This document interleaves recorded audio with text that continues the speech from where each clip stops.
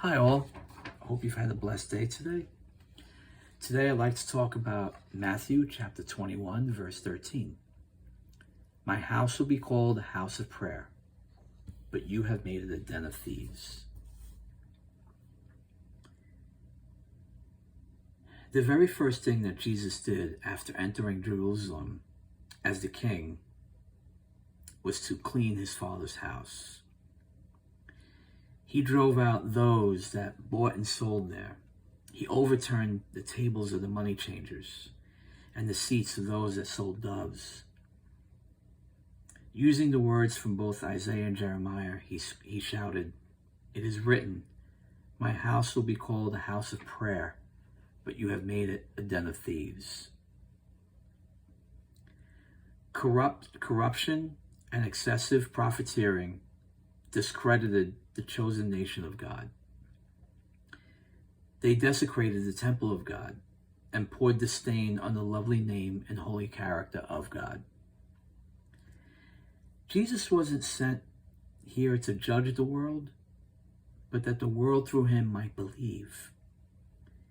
He came to his own nation and was despised and rejected.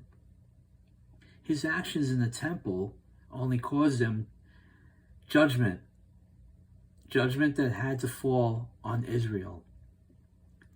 They had been called to be God's witnesses to a lost and dying world and chosen to be a light to the Gentiles.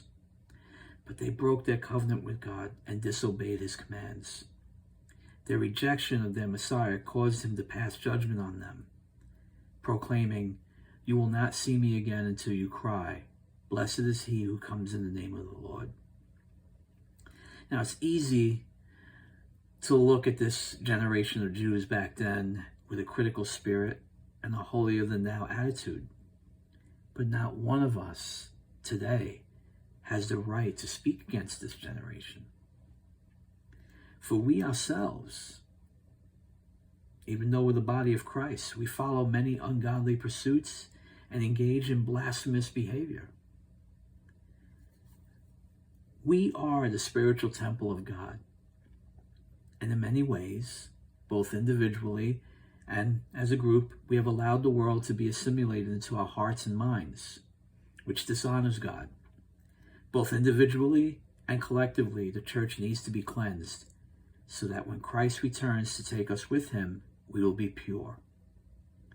May you take this morning to heart and seek to pursue holiness in your own life, so that you may be presented to him radiant, without stain, wrinkle, or any other blemish, but a holy and blameless bride for his honor and glory.